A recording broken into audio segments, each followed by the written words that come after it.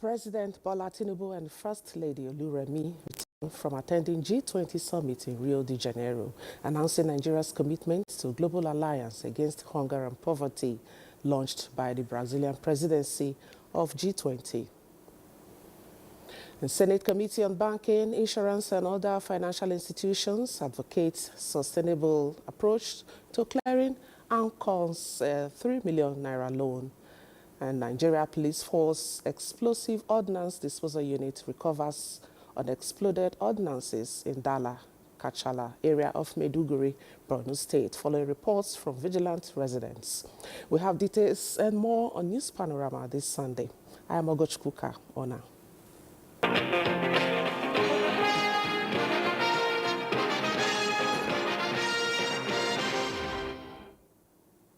President Bola Tinubu and First Lady Oluremi are back in Abuja from Rio de Janeiro, where they attended the 2024 G20 Leaders Summit. The Nigerian presidential airplane landed at the Nnamdi Azikiwe International Airport, Abuja, at about 20 minutes past 10 Saturday night.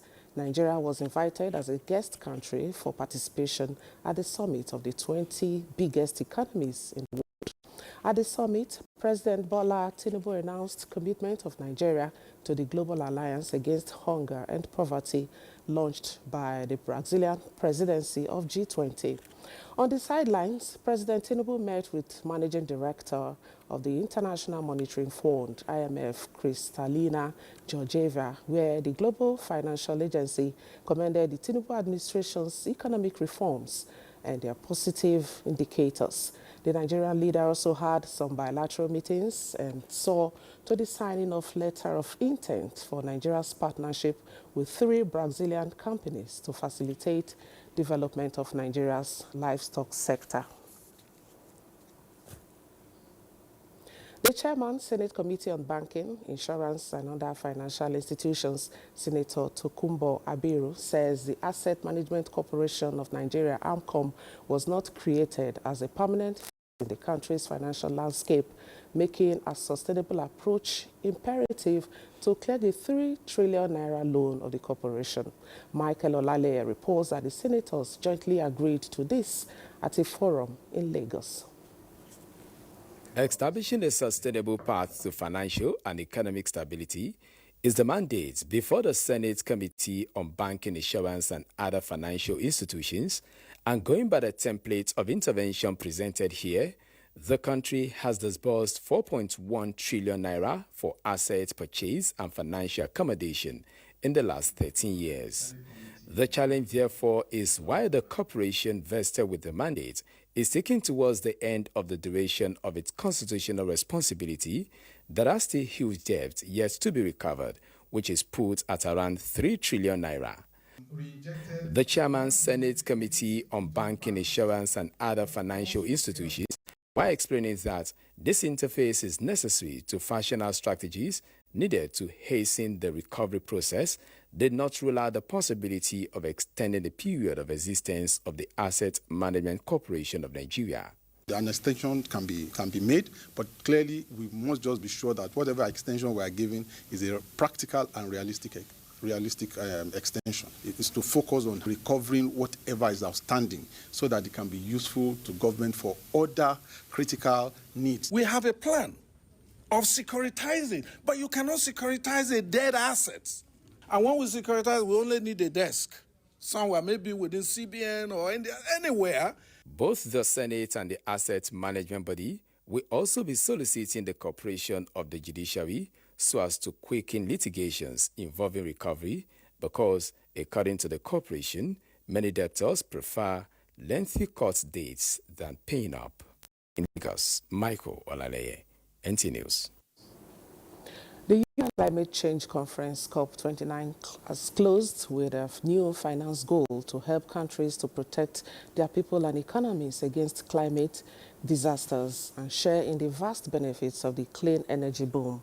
With a central focus on climate finance, COP29 brought together nearly 200 countries in Baku, Azerbaijan, and reached a breakthrough agreement that will triple public finance to developing countries from the previous goal of $100 billion annually to $300 billion annually by 2035. Secure efforts of all actors work together to scale up finance to developing countries from and private sources to the amount of $1.3 trillion per year by 2035. Known formally as the New Collective Quantified on Climate Change, NCQG. It was agreed after 2 weeks of intensive negotiations and several years of preparatory work in a process that requires all nations to unanimously agree on every word of the agreement. And now security. The Nigeria Police Force Explosive Ordnance Disposal Unit has successfully recovered unexploded ordnances in the Dala-Kachala area of Maiduguri, Borno State, following reports from vigilant residents. A statement by the force indicates that the EOD operatives recovered 6 unexploded projectiles and 1 mortar bomb near an uncompleted building. The EOD unit has safely removed the ordnances, declared the areas safe, and conducted explosive risk awareness campaigns to sensitize residents. Meanwhile, the Inspector General of Police, Kayode Egbetokun, has applauded the EOD operatives in Borno State for their prompt response and professionalism in preventing a series of calamities, as many IEDs have been safely recovered in many instances within the state. IGP Egbetokun enjoins members of the public to refrain from handling suspicious objects and to promptly report such discoveries to the police for prompt action. The Minister of State Works, Mohammed Bello Gwaranyo, has urged agencies under the Ministry of Works to engage in unlocking new sources of fund, which he says will reduce their dependence on federal government allocation. The Minister of State said this at a meeting with the heads of the agencies on the heels of a formal handover of the supervision of the agencies to his office. Abdullahi Mohammed reports. The meeting started with a formal introduction of the Minister of State Works. Brings me to the introduction of our new Minister of State, Right Honorable Bello Gwaranyo. Did I get it right? Then the Minister of State set the tune of the meeting with a tip of his leadership style, which aligns with that of his boss. The king was a commitment to work and serve my dear country, Nigeria. So I want to urge you to extend the same support and loyalty that you are giving to my grandmother. So together, we can realize our dreams and aspirations for a better country, Nigeria. To the heads of the agencies, a new approach to wealth creation becomes pertinent. We're also looking at see how we can maximize cost savings and efficiency gains within the work we do in the agency. The Honorable Minister for State, Barrister Bello, we want to welcome you to our midst. We benefit both Nigerians and all our nationals living in this country. The meeting ended with assurances for a better output that impacts positively on the lives of citizens. Abdullah Mohammed, NTA News. And now, following NTA's persistent reports on the devastation caused by erosion at Ovom, Abia State, a contract has been awarded by the state government to fill the erosion and asphalt the road. Ikechukwu Ndukwe has an update. What the Russian side looks like before Governor Alex Oti awarded a contract to feed the earth and asphalt the road. When we get to the formation level, we do sizable drainages to take care of the storm water that actually caused the erosion in the first place.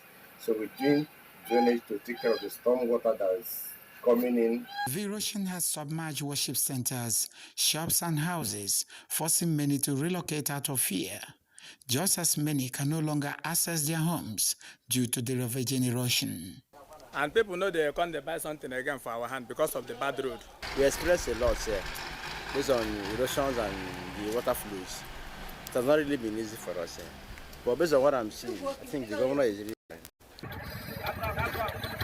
Now, an indigenous construction company is now on site to change the narrative. The first phase of clearing the debris and filling the deep is ongoing as the company promised to finish up the job in 4 months.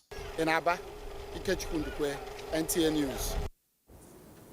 And to health matters now, as part of growing concerns on the dangers of blood cancer and associated risk, a non-governmental organization, Aisha Abba Abdullahi Memorial Foundation, is raising the bar on the advocacy of the dangers of blood cancer and the struggle for survival by victims.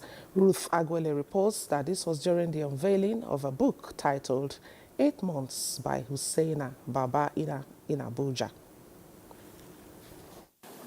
Imagine this, a mother watching her child battle cancer, desperate and exhausted, knowing that every day, every treatment, every unit of blood gives her hope that her child would make it through one more day. The heart cry of a mother, one out of many who watch their loved ones suffer from leukemia with no hope for survival.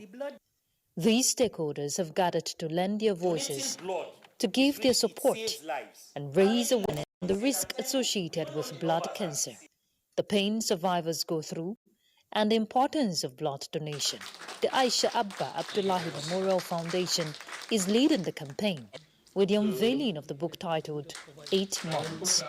It tells the story of the struggle of a young girl whose battle for survival from leukemia at different stages for 8 months until her last breath. It highlights the struggle of cancer survivors and their relatives in the aftermath of cancer diagnosis, the challenges with the healthcare, and concludes with the recommendation for improving the laws of cancer survivors in Nigeria. Nigeria, with a population of over 200 million, needs about 1.5 to 1.8 million pints of blood to cater annually for this population. This is why we have come together with a mission to establish a private blood bank, a place that doesn't just store blood but offers hope every single day for those in need. It's a woman who suffered a great tragedy. Out of the ashes of this tragedy, something good is going to come out, and she brought out something very, very good. As the dialogue continues, it is a call to action on combating the scourge of the disease through collective efforts to give hope to victims who continue to struggle for survival, as well as having access to safe and quality blood. In Abuja, Ruth Agwele, NTA News. In the meantime, the federal government is adopting a study, Verbal and Social Autopsy, VASA, a data-gathering initiative to give more insights into causes of neonatal, child and maternal mortality, which will ultimately provide information for targeted investments in closing gaps in Nigeria's health sector. Olusheye Adeagbo reports that the study is driven by the national population and other partners. Nigeria's effort on taming maternal and child mortality has been slow. In the NBHS 2018, the country's maternal mortality ratio was estimated to be 512 deaths per 100,000 live births. And in the recent UNICEF reports on the state of the Nigeria's children, the data has risen to more than 1,000 per 100,000 live births. Every available tool must be deployed to combat and curb this challenge in our society. This, therefore, brings us to the imperatives of generating reliable data on the causes and determinants of neonatal deaths, infant deaths, as child mortality in Nigeria. The National Population Commission, the agency of government mandated to generating and providing demographic data for planning purposes, is working on a new research, Verbal and Social Autopsy, VASA. The Commission is strategically prepared and committed to generating the data to aid planning in the health sector, and to this end, all necessary steps have been put in place to make sure that the 2024 VASA study is successfully implemented. The exercise for VASA study data collection, which began on 4th of November across the 36 states of the Federation and the LCT, is fixed for completion December 15, 2024 in Abuja. Olusheye Adiagbo, NTA News. And time for some messages. Panorama comes in a moment. Stay tuned. Katsina State Government says the World Bank's approval for the second phase of the Adolescent Girls Initiative for Learning and Empowerment is a strategic move towards complementing efforts to promote development in girl child education. Governor Diko Rada said this during the inauguration of the first phase of the social construction project in Katsina. Awa Aliru reports. The first phase of the initiative supported the construction of 75 secondary schools across the state. Governor Dikorada highlighted the World Bank's crucial role in enhancing the learning ecosystem of the state. The governor appreciated the inclusion of teacher training, ICT skills, empowerment programs, and essential facilities like laboratories. And all other things that are needed in the class to function. And I'm glad that the project is concentrating again on the issue of teachers training. The state government has also announced plans to publish a recent competency test for secondary school management and construct 3 special model secondary schools in each senatorial district in the state. The project includes collaboration, for example, with the traditional leaders and the religious leaders to encourage girls to stay in school. Continuous quality assurance support to schools has been prioritized, and the ministry has digitized the quality assurance checks. The Agile program has received over 30 billion from the World Bank, with plans to extend teacher training, capacity building, and entrepreneurship skills program in the second phase. Awal Halaru, NTA News. And to politics, the People's Democratic Party, PDP Governors Forum, is calling on the federal government to urgently review the microeconomic and fiscal policies to address the welfare of Nigerians. This is contained in its 8-point communique issued after its 2-day meeting in Jos, Plateau State. Ndeyang Andiabagyang reports. Attendants were members of the Working Committee of the Party, Board of Trustees, National Assembly Forum, and former Ministers Forum. The forum wishes to pledge that all PDP governors will continue to aggressively pursue policies and programs that will reduce the hardship and ensure progress and development. It resolved to suspend the next meeting of the party to honor one of their members, the governor of Akwa Ibom State, whose wife will be buried on the same day earlier agreed by the meeting.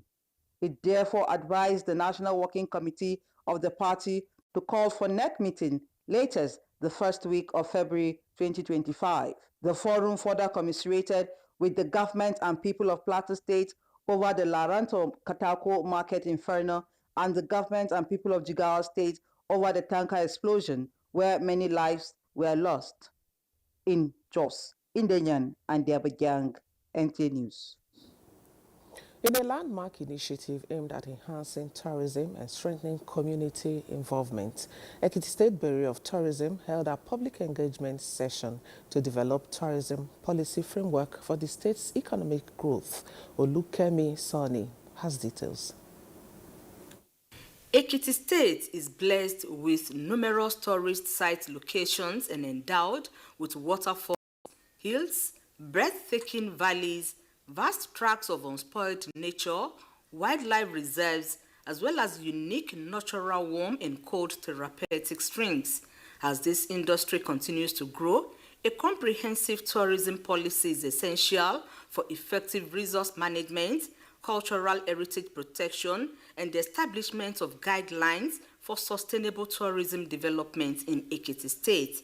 The public engagement session is designed to gather diverse perspectives, allowing policymakers to understand the views and requirements of various stakeholders, including community leaders, local business owners, hoteliers, security agencies, cultural custodians, and tourism operators.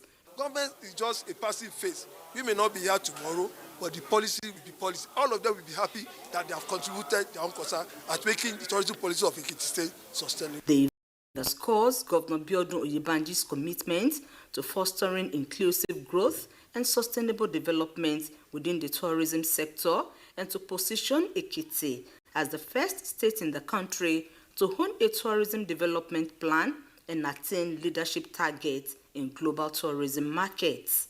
In Ado-Ekiti, Olukemi Sani, NTA News.